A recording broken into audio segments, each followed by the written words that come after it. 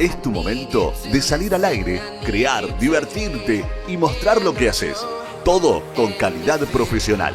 Stream Blast, donde tus ideas cobran vida. En Blast tenemos todo lo que buscas. Mesa para 5 personas, 4 cámaras 4K, fondo croma, operación técnica incluida. Vos traes la idea, nosotros ponemos la magia. Stream Blast, tu espacio, tu voz, tu estilo. Mientras entrenás, cocinás o viajás, dale play a Stream Blast en Spotify. Los programas que te gustan, donde y cuando quieras.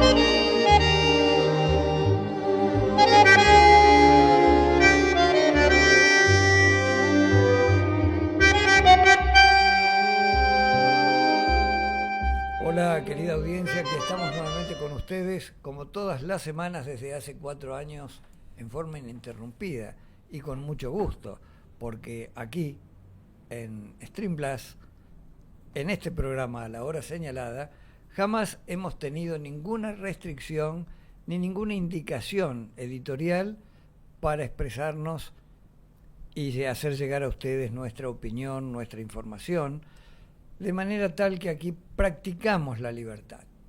No hacemos estridencia sobre eso, simplemente lo vivimos en lo que hace específicamente a nuestra libertad de expresión, a la libertad de prensa, con la responsabilidad que corresponde, desde luego, y ello es posible porque además valoramos el don de la palabra, ese don que tiene únicamente la especie humana en la superficie de este planeta. Y aunque otros crean que el planeta es plano, porque de allí viene su nombre, como era antiguamente, la palabra únicamente la tiene el género humano. Y en ese sentido nos permite esa valoración de la palabra que integra el diálogo, nos permite asegurar que ese contenido indispensable del diálogo es esa palabra en la que lleva el camino al entendimiento. Por eso, como decía nuestro querido y siempre recordado Papa Francisco, hay que entender puentes para el diálogo, para el entendimiento, avanzar hacia esa cultura del encuentro, como hoy también lo reafirma el nuevo sumo pontífice, León XIV. Y hacemos votos para que sus oraciones sean efectivas sobre los líderes del mundo, que en ese diálogo vayan logrando paulatinamente lo que ha sido el horror de la guerra, tanto en el Oriente Medio, en Europa, en Asia, en África, aquí en América, y en tantos otros lugares que, bueno, como son lejanos, quizás no salen en la primera plana de los diarios, pero también existe. Y aquí estamos nuevamente, para compartir este pequeño espacio donde al conectarnos, bueno, podemos intercambiar algunas ideas, particularmente con nuestro siempre presente que hace comentarios muy específicos, no solamente sobre la política argentina, sino sobre lo internacional. Bienvenido, Cristian, nuevamente. Eduardo, ¿cómo estás? Siempre un gusto estar acá. ¿Qué tema, no? La palabra que trajiste.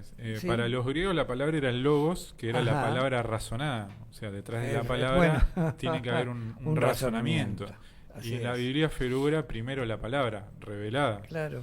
O sea, hay algo que trasciende a la palabra y al ser humano, que es esa capacidad de desocultar o revelar la verdad. Ser humano, todos criados a imagen y semejanza de Dios, ¿no es cierto? Así es. Y hoy eso se ha perdido, la palabra. De hecho, la palabra era, antes los contratos eran por el valor de la palabra. Desde luego. Hoy eso se ha perdido, la palabra a nivel global, sí. y en Argentina también, ¿no? Sí. No se cumple la palabra de los políticos y sobre todo. Es una tristeza, porque en definitiva perder ese único don exclusivo de la humanidad que ha sido ese producto, porque muchas veces uno comenta, incluso se han hecho películas, se han escrito libros, en fin, la famosa Torre de Babel. Y allí, bueno, la gente lo cuenta como una anécdota pasajera y casi sin importancia. Bueno, precisamente el desentendimiento, porque hablaban lenguas distintas y desprofeso no se permitió desentendimiento, para que la humanidad tuviera como ejemplo que la falta de comunicación entre las personas, y particularmente entre aquellos que lideran determinados grupos, ni que hablar de las naciones y hoy en día de los estados, que son esas naciones jurídicamente organizadas, bueno, no se entiendan.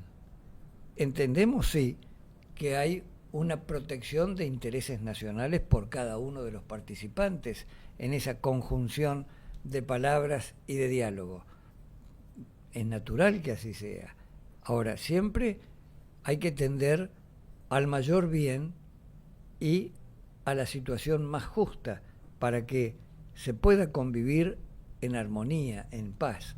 Ahora, si no hay justicia, tarde o temprano, nuevamente brotará la violencia, porque lo que no se resuelve por una vía ha de estallar por otra. Entonces siempre es conveniente tener asegurado ese canal de comunicación, que comienza por la palabra. Y como bien señalabas recién, la palabra revelada es la verdad revelada.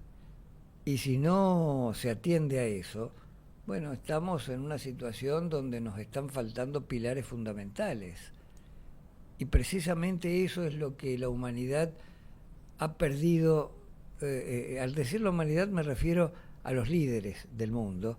Han perdido un poco la brújula, porque no es posible que cuando se presentan planes de paz para determinadas regiones que están en conflicto en este momento, aquellos otros que tienen un buen negocio fomentan lo que sería el enfrentamiento bélico y por otro lado cacarean insistiendo en que bueno, no, tiene que haber la paz y esto y aquello, pero siguen vendiendo armas, siguen proveyendo dinero para comprar municiones, para armas de destrucción masiva, etcétera. Por ese camino no se va a llegar nunca a nada. O utilizan palabras que significan lo contrario, que claro, es muy similar a lo que narraba Orwell en 1984. Así es. Donde justamente las palabras tienen una relación con el significado. El significado tiene una relación con las cosas. Claro.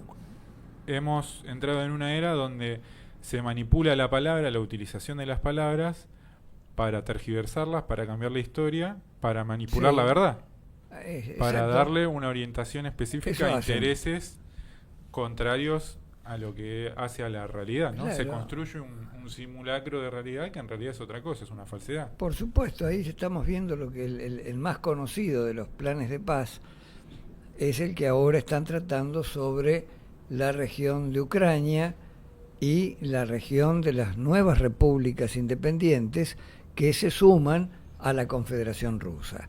Ahora, esas nuevas repúblicas de población rusa, de idioma ruso, que estaban bajo el dominio de la antigua provincia de Ucrania, que integraba el imperio zarista, cuya independencia se la dio el Partido Comunista.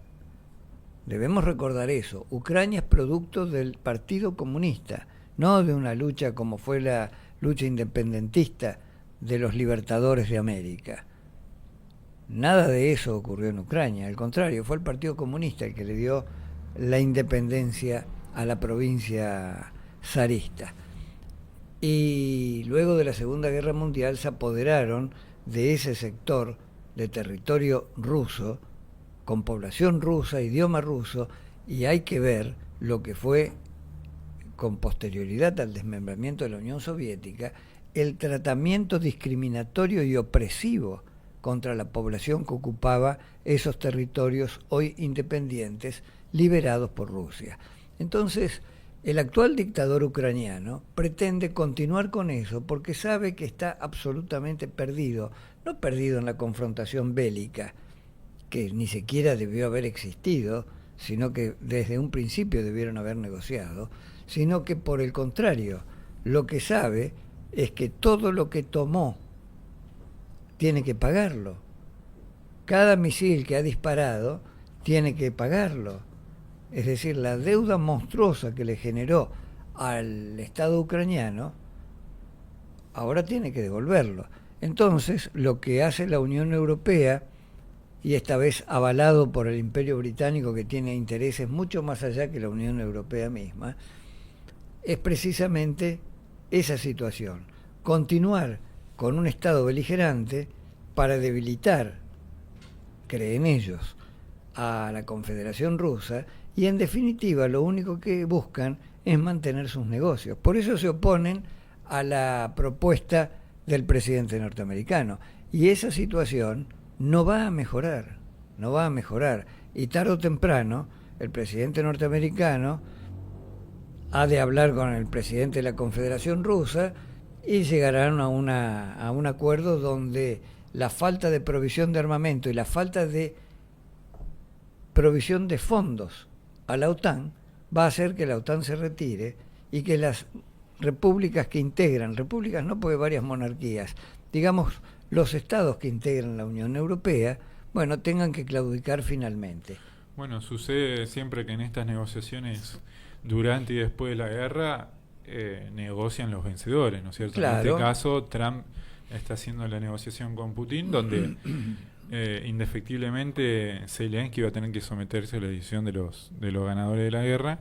Algo similar sucede con la cuestión de Medio Oriente también, Bueno. En donde en algún momento se llegará a la paz y habrá que ver qué soluciones se les da. En ese caso, Trump negocia con Netanyahu. Uno cree que la solución a Medio Oriente no va a llegar, al menos de mi punto de vista, la solución es la del reconocimiento del Estado de Palestina, pero eso Sin no duda. se puede dar bajo el marco de la amenaza de Hamas y del terrorismo. Exacto, no puede ser Ahí en es este el momento. choque de intereses entre Estados Unidos, Israel y Palestina, también la cuestión de Sí. Cisjordania, ¿no? La toma de asentamientos, la colonización. Allí hay una situación que puede observarse desde antes del 48, pero precisamente en el 48, cuando se crea el Estado de Israel en Palestina, enarbolan su bandera, que tiene un fondo blanco con los colores argentinos, que son dos franjas azul celeste, que significan el Éufrates al norte y el Nilo al sur, porque el espectro sionista sostiene que ese es la tierra prometida, esos son los límites de la tierra prometida. Es decir, uno ve que la confrontación que ha tenido siempre el Estado de Israel ha concluido con el avance, ocupación y conquista de los territorios en disputa, que nunca ha devuelto. Desde la Guerra de los 6 días, quizás mucho antes, cuando recién se instaló Israel, que frenaron al mundo árabe en su conjunto, porque allí estaban todos. Después se creó la República Árabe Unida, pero nunca se logró un acuerdo para llegar a aplicar lo que Naciones Unidas, sin facultades para crear estados, pero al menos había instalado los parámetros para que se llegara a un acuerdo en la formación del Estado de Israel y el Estado palestino. De manera que eso va a llevar un poco más, quizás, que lo que es el conflicto en Europa central. Ahora, uno ve la posición de los distintos actores y allí tenemos a la vista lo que son la defensa de los distintos intereses. En todo ese espectro tenemos también a la República Argentina, que siempre, como acá lo hemos dicho en todos los programas, la República Argentina siempre tomó partido por la paz, no por los contendientes, cualquiera sea su posición. Sí, en su momento, la República Argentina sobre el final de la Segunda Guerra Mundial, cuando comenzaron a verse los horrores que se mostraban. Bueno, entonces la República Argentina tomó partido por las fuerzas aliadas, y siempre en un sentido de lograr rápidamente la paz, no tomar partido por uno de los contendientes para ver si gano o pierdo. No ha sido así. Y además de ello, siempre contribuyó en la ayuda a la reconstrucción de aquellas naciones que han sido víctimas de esa conflagración. Sí, un posicionamiento realista basado en la defensa del interés nacional y, como bien decís, mediando por la paz.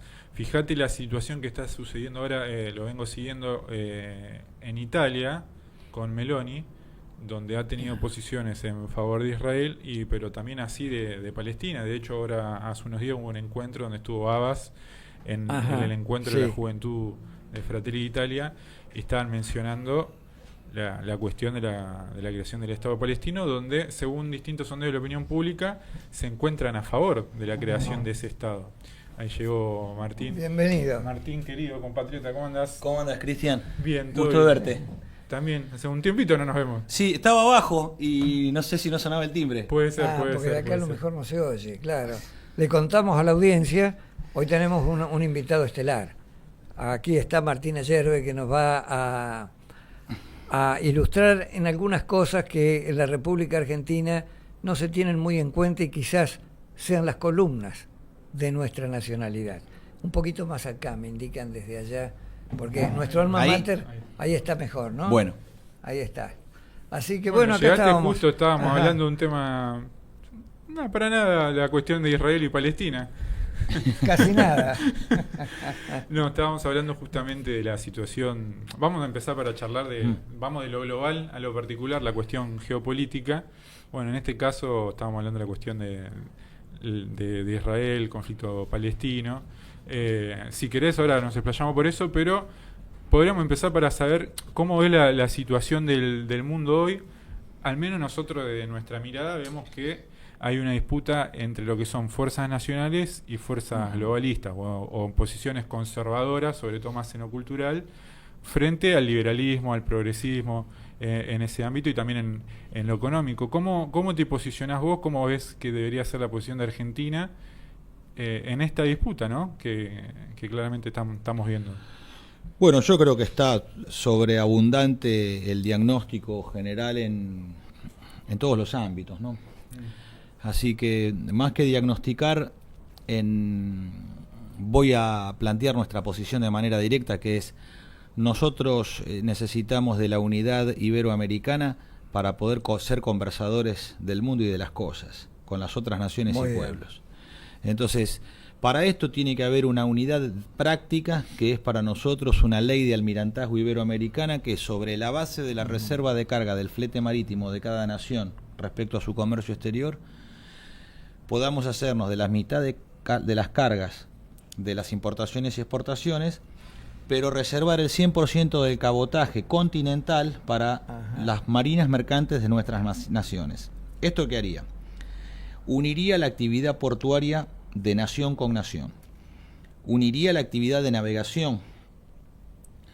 Todas esas cargas estarían reservadas para nuestras naciones iberoamericanas, y esto lo que daría es un mercado de fletes reservados que capitalizaría la actividad portuaria, la actividad marítima y la actividad de industria naval.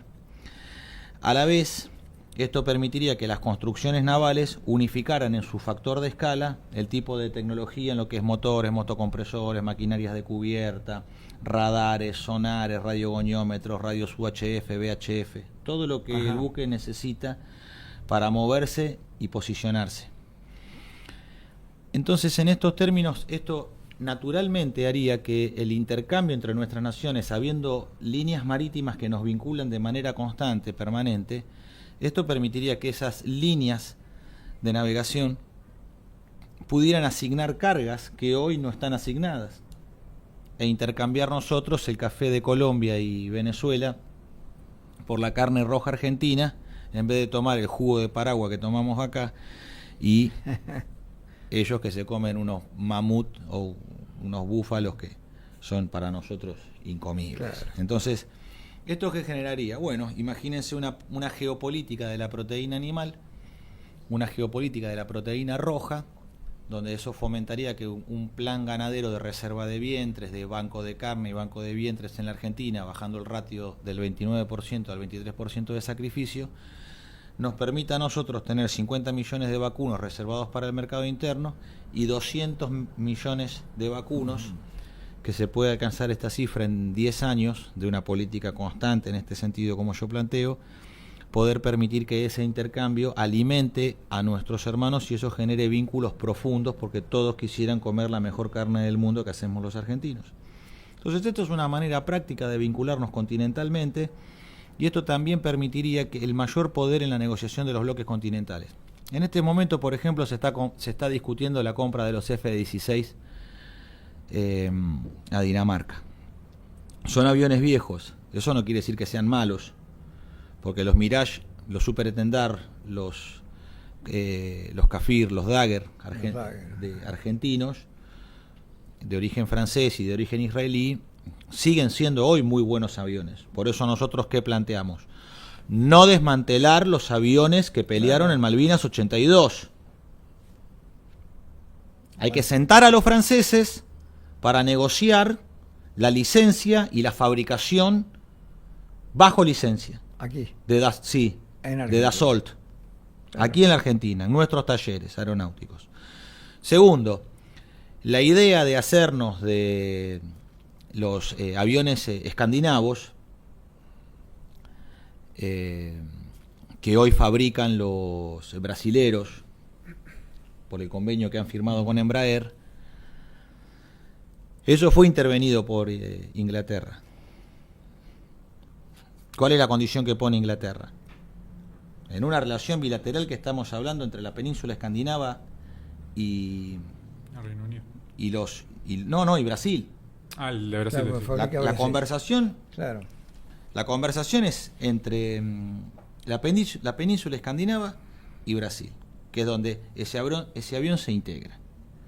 Esa conversación que indica, interviene un tercero que no tiene nada que ver en el asunto, pero es quien manda en la OTAN, que es Inglaterra, y dice: la condición para seguir con los brasileros es que no se venda jamás en la vida, no llegue uno de estos aviones al poder de los argentinos.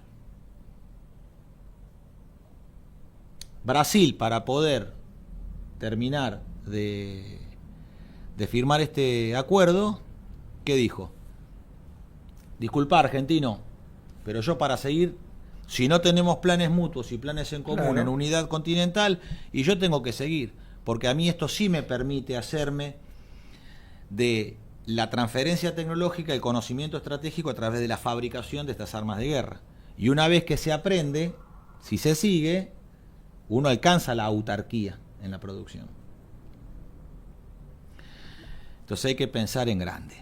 No se puede seguir pensando chiquito como se viene pensando en la Argentina. Lo bueno de esta propuesta es que no te quedás en el diagnóstico de la crítica a la crisis actual, muy acentuada en el término de defensa, sino que además está la propuesta de salir adelante, y a eso hay que agregarle la propuesta económica del tema fletes y la marina mercante.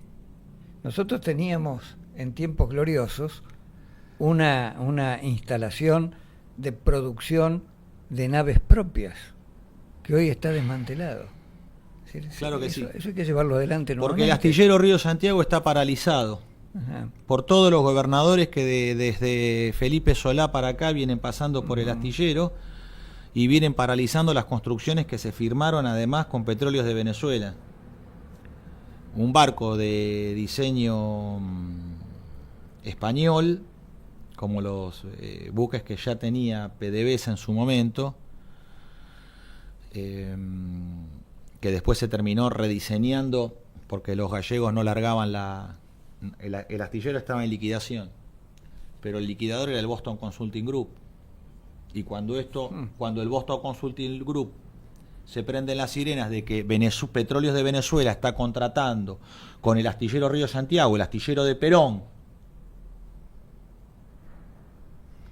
dice el Boston Consulting Group ordena, porque manda en la quiebra, Sí, bajó el dedo. de que no se entreguen los planos. Y si está en liquidación, ¿qué más puede hacer que vender planos, que es una entrada de dinero directa? Claro.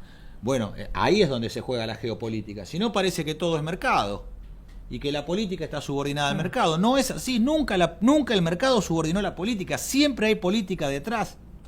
Lo que pasa es que los mandos ocultos quieren hacer creer que no hay política y que hay mercado. Tal cual. Es como la inteligencia artificial, que no es ninguna inteligencia, ni mucho menos es artificial, hay mandos ocultos, pero quieren hacer creer que eso es una cosa neutral que hace la máquina sola. Claro, es una Ese locura. pensamiento de la matesis matemática de todos los economistas es un pensamiento envenenado que tiene un fondo liberal que trata de escindir de responsabilidades diciendo esto lo asigna el mercado naturalmente. Atrás no hay nadie. ¿Cómo que atrás no hay nadie? Atrás está el imperialismo internacional del dinero. Entonces, nosotros en Río Santiago tenemos la nave insignia del Estado Empresario Argentino para poder comenzar un plan de construcciones navales, tanto y en cuanto recuperemos la reserva de carga del flete marítimo y tengamos una marina mercante del Estado que inicie la navegación como lo hizo la flota mercante del Estado que creó Castillo en el 41 y la flota argentina navegación de ultramar que crea Perón al asumir el gobierno, y que todo eso después se unifique en ELMA. Pero eso está hecho en esa época. ELMA es nada más que con ELMA lo que se hace es cambiar la persona jurídica. Claro. En la conjunción de ambos. Eso lo hace Frondizi y Álvaro Alzogaray, que no es ninguna buena noticia. Sí, fue así, no importa, ya está. ¿Cuál es el asunto? Ahora, ¿qué tenemos que hacer? Tomar la figura de Corporación de Empresas Nacionales de la Ley 20.558 de Perón de 1974, la Ley de Sociedades del Estado de 20.705 de 1973, Así es. y sobre sociedades y corporaciones del Estado, crear la Corporación de Empresas Nacionales, y como hizo Perón en su momento, tanto en la década del 50 como en la década del 70. En la década del 50 creó la Empresa Nacional de Transporte. En la década del 50 IAME funcionaba como corporación, porque la industria aeronáutica y mecánica del Estado funcionaba con 10 fábricas interiores que fabricaban cosas distintas, pero era una corporación. Claro. Lo mismo la Corporación de Energía, que reunía a YPF, a Agua y Energía, reunía las actividades que estaban vinculadas con las represas hidroeléctricas, claro, gas del Estado, los todo lo que energéticos. era en común integraba una corporación. Ahora, Perón en el 70, ¿qué dice? No solamente hay que unir por rama de actividad, que es el mismo tipo de unidad que hay en los gremios, ¿no es cierto? Claro, para que se vea cómo el comunitarismo, bien, el ejemplo cómo el comunitarismo, que es el orden natural del pueblo, busca en el peronismo hacer que el Estado sea el Estado comunitario, el camino al Estado comunitario. Ahora, no solamente esto, sino la Corporación de Empresas Nacionales del 74 reúne todo. Y reúne la industria siderúrgica y la asocia con qué. Esto se ve en el plan trienal y esto se ve cuando Perón anuncia, hay un discurso que da Perón, Isabel y Gelbar, el 1 de mayo del 74, frente a la Asamblea Legislativa. Perón presenta el modelo argentino, pero además, ¿qué se expresa además? Se dice, mire por qué. Otro día. Este es el borrador del libro que vamos a publicar dentro de poco. Mira. Muy interesante. Este es el borrador del libro que vamos a publicar dentro de poco. Entonces, estuve trabajando algunas cosas, pero esto yo lo estoy haciendo con Jonathan Di Paola, que es del equipo de filósofos del campo del espíritu del modelo argentino, ¿no? Ajá. Entonces, estaba agregando algunos datos importantes para que, además de la palabra, estén también los números. Claro, son categóricos. Porque si no parece que estamos siempre haciendo literatura. Entonces es importante que esté la palabra, pero que esté el número. Porque los números son la realidad. Vos fijate. Vos viste, Cristian, que en el modelo argentino Perón dice: las Fuerzas Armadas tienen que estar profundamente vinculadas al desarrollo industrial del país, y especialmente en el plan siderúrgico. Punto. Es algo además que hace, digamos, al pensamiento nacional y a las raíces de Argentina, de Sabio Mosconi. Nación en armas. Claro. Pero vos fíjate esto que está dentro de cuando se hace uso de la palabra Perón, Isabel y Gelbar. presentando además el presupuesto, diciendo, vamos a hacer esto, y hay que aprobar esto. Entre esas cosas, el plan siderúrgico, que en el modelo argentino está esbozado pero sin números, porque el modelo argentino tiene un fin de comunicar y llamar a una misión. Claro. Ahora, mientras tanto, Perón está diciendo, bueno, esta misión a la cual llamamos, nosotros estamos trabajando. Para que Somisa pase de la producción de 2,5 millones de toneladas de acero líquido a 4 millones. El plan trienal duplicaba. Está diciendo, hay que pasar de 2,5 millones a 4 millones de toneladas de acero líquido. ¿Esto con qué se complementaba? Con 300.000 toneladas a las cuales había que alcanzar Altos Hornos Zapla. Llegó a un pico de 250.000 toneladas al año en la década del 70, pero la proyección era hasta 300.000 toneladas a través de la modernización por inyección de oxígeno. Que eso es un tema siderúrgico que los mexicanos alcanzaron en un momento, un proceso propio. Los mexicanos en eso la pegaron en su momento en la industria siderúrgica y agregaron el soplado de oxígeno para hacer la producción más rápida en los convertidores que por el ciclo de alto horno. Esto se agregaba con alcanzar los 2 millones de toneladas de pellets de IPASAM. Ajá.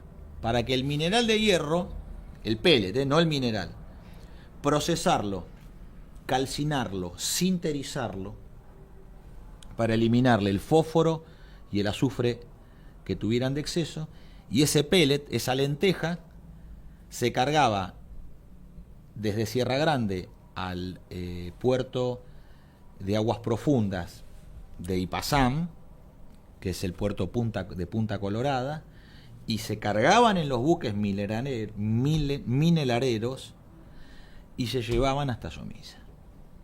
Entonces vos fijate, ¿cómo estaba integrado? IPASAM en el hierro. Y esto con planes de inversión y de aumento de la producción. Proyectado, ¿no?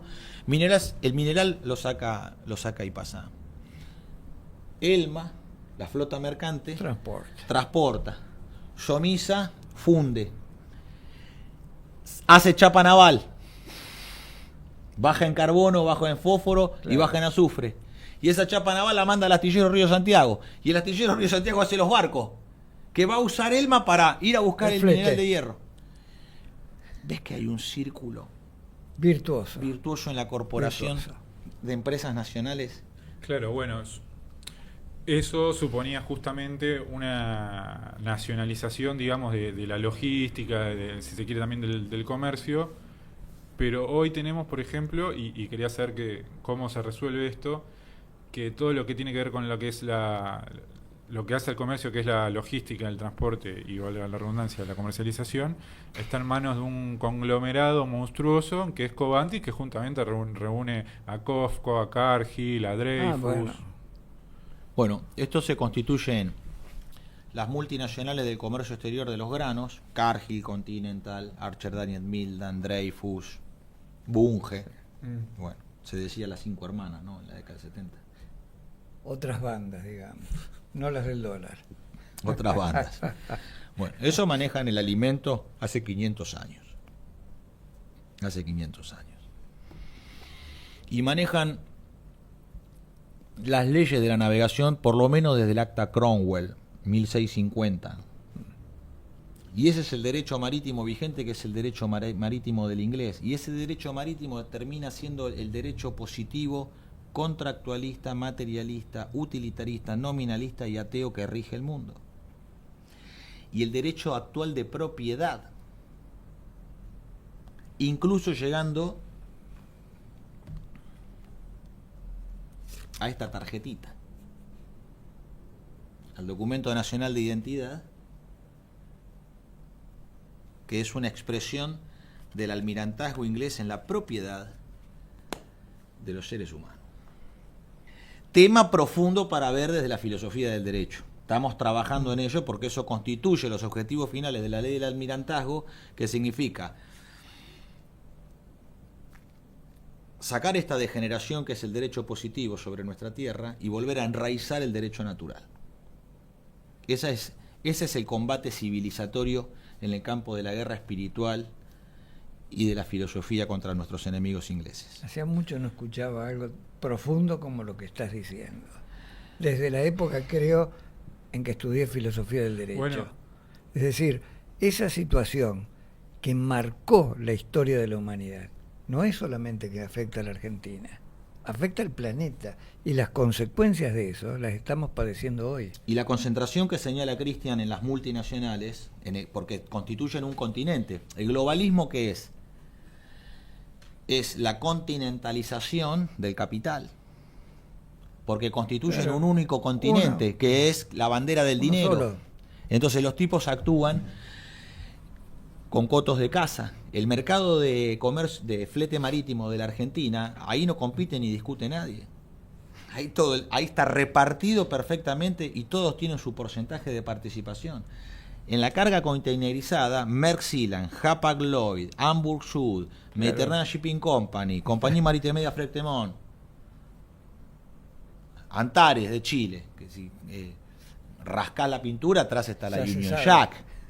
Claro. Entonces, ahora no las vas a ver a esas marinas mercantes que son graneleras o containeras o petroleras, no las vas a ver con las banderas de sus naciones de origen. Todas navegan con bandera de conveniencia: Panamá, Liberia, Islas sí. Marshall. Y ese registro es un registro que hace a los paraísos fiscales y los paraísos navales, donde triangulan para poder dominar los precios de intercambio. Por lo cual, lo que dice la pizarra de Chicago no tiene ninguna relevancia en el comercio internacional, porque lo que dice la pizarra de Chicago de lo que valen los cereales en el mundo, anda vos a comprar a ese precio a ver si conseguís. Claro. Entonces hay que dejar Sí, de sí. escuchar el dictado del enemigo y darse cuenta que si nosotros no ejercemos las actividades, somos los tontos que creemos en los cuentos que nos cuentan nuestros opresores. O ver lo que hizo el enemigo en realidad y no el cuento que te venden. Porque Claro. Estados Unidos, Inglaterra, Alemania, Japón, todo construyeron su poder en base a la industrialización de esas naciones, ¿no es cierto? Y mirá qué importante lo que estabas diciendo recién de volver al derecho natural. Justamente salió la semana pasada la nueva doctrina de Estados Unidos de seguridad nacional, y una de las cosas es lo que estás planteando, que habla de volver al derecho natural, que es lo que es el derecho natural y el que le da la libertad al hombre. Claro. O sea, hay una raíz espiritual en el sentido de trascendente de las naciones, que es la que las potencia. Después está lo material, lógicamente, que uno tiene que producir, Claro, que desarrollarlo. industrializarse para poder vender sus productos al exterior y primero satisfacer al prójimo, ¿no es cierto?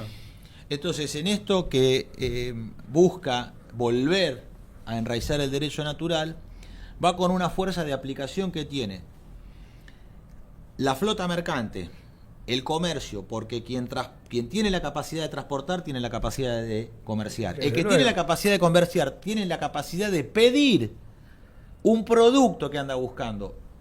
Entonces, ¿eso qué hace? Eso va a determinar órdenes de compra en la producción. En esa producción, naturalmente, vamos a querer equilibrar el comercio por valor agregado. ¿Por qué? Porque uno busca vender al mayor precio por kilo. El mayor precio por kilo es la manufactura, y ahí está el trabajo acumulado del hombre. Entonces, la balanza tiene que primero compensarse bajo un patrón en el campo de los alimentos. Cuánto el kilo de café, cuánto el kilo de banana, cuánto el kilo de camarón, cuánto el kilo de pescado del Atlántico Sur, cuánto el kilo de carne vacuna. Luego de eso vamos a tener que pasar a poder lograr una instancia de apreciación de los valores a través del barril de petróleo. ¿Por qué? Porque yo del barril de petróleo la mitad de lo que yo saco es nafta. Claro. De un barril de petróleo lo que yo saco, que son 175 litros, lo que puedo sacar es la mitad de eso es nafta.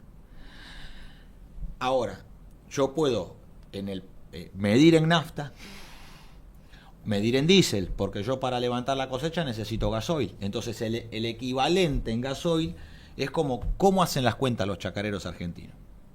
Miden en quintales o en litros de gasoil.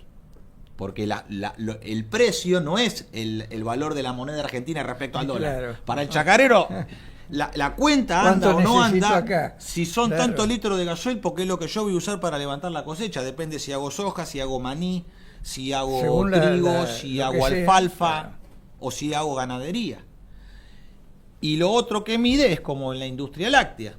Si el precio del maíz, del kilo de maíz, está cerca del del litro de leche, se puede hacer industria láctea, se puede hacer leche.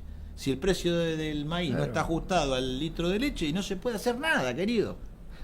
No se puede hacer nada, hay que liquidar el rodeo. Entonces hay que ir a patrones Sí, elementales. reales y materiales, Claro. que está el trabajo implicado en ello y no la moneda. De esta manera vamos a un comercio justo que el hombre puede mensurar y sentir que no se lo está engañando porque no es un misterio. Eso permitiría que nosotros tengamos balanzas compensadas en trabajo, para que ninguna nación le bombee desocupados a la otra, que es lo que hace China con la Argentina. ¿Qué Exacto. hace China? Bombea desocupación. Claro. Cada cosa que llega. Bombea desocupación. Deja de Es una fabricar. manguera que va desde China hasta la Argentina y por esa manguera bombean desocupación. Bueno, este régimen hay que terminarlo. Porque acá no se trata, como algunos plantean, que para no alinearse con los norteamericanos, con el bloque anglosajón, hay que aliarse en los BRICS. No. ¿Y cómo sería la relación en los BRICS, entrando a los BRICS con China? ¿Igual que ahora? Si es igual que ahora, no nos conviene. ¿Qué nos abre los O BRICS? sería peor. Pregunto, Claro. ¿va a haber transferencia? ¿Qué tipo de transferencia tecnológica podemos obtener con los rusos? ¿En petróleo puede ser? Lo veo difícil. Claro. ¿Puede ser que haya transferencia tecnológica en armamento? Sí, ¿en qué armamento? En tanques no necesitamos, porque el TAM argentino es superior a los blindados rusos. ¿En drones van a transferir o no? ¿En aviones no? Porque no confían. Los rusos no confían en la Fuerza Aérea Argentina. Esto es un problema geopolítico que se expresa de esta manera en la realidad. No es un chamullo de los geopolíticos que se dedican, No. que son articulistas y que se dedican a publicar en revistas o por internet sus artículos. No, el problema real es este. Los rusos desconfían de que si un avión ruso, un MiG o un Sukhoi, llegara a la Fuerza Aérea Argentina, el Pentágono norteamericano inmediatamente se apropiaría Desde luego. de ese conocimiento. Y se Esto es termina- un problema real. Claro. Hay que conversarlo real. Ahora, ¿quién vas a mandar para hablar esto? ¿Alberto Fernández de Kirchner? Claro. Entonces, ¿qué hay que hacer?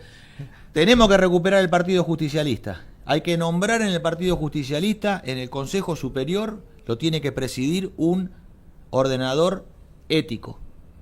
Ese ordenador ético tiene que ser, a nuestro entender, Alberto Buela.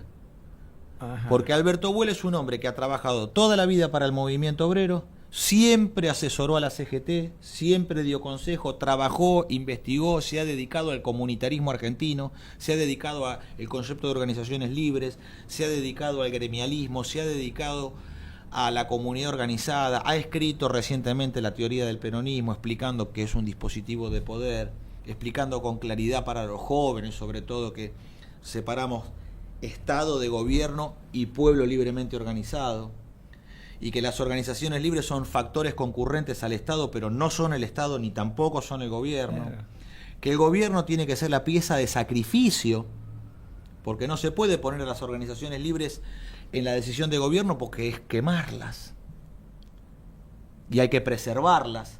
Entonces tiene que ser el gobierno el que esté en la línea de fuego y en el sacrificio por la patria y por el pueblo. Bueno, no son temas menores esto. No, Ahora, no. era necesario la madurez del filósofo para poder dar un pensamiento con síntesis y la sencillez necesaria para que lo podamos entender todos. Entonces, Buela tiene los dones, tiene la experiencia, la trayectoria, tiene virtud, tiene conducta, tiene conocimiento y tiene predicamento. Reúne las 4 que Perón decía que eran necesarias para alcanzar el dominio total permanente. Ahora, Abuela no quiere ser presidente de la nación, no le interesa en lo más mínimo. Bueno, eso es lo importante, eso es lo importante. Vos estás señalando cuestiones que son elementales, el sentido común te lo indica. Entonces, cuando te encontrás ante el panorama actual, decís, pero por este camino no es. La cuestión es diferente. Hay que retroceder un poquito, volver a las fuentes, buscar a nuestros mejores hombres y mujeres y decir, bueno, acá los tenemos, con las 4 virtudes. Ese conocimiento es necesario llevarlo a la práctica. Esa es la aspiración, al menos de los que pensamos de una manera similar, en pos de un objetivo que haga de la Argentina lo que alguna vez fue. Ahora, eso es lo importante. Sucede que, como bien decís, estas cosas, desde ya que ni se discuten en el Partido Justicialista y en el peronismo en sí, que está totalmente corrompido. Como decís. Recién hablamos del globalismo. Hay un autor que se llama Ulrich Beck que justamente dice, ¿qué es el globalismo? Es un virus mental que copó organizaciones, partidos políticos, periodistas.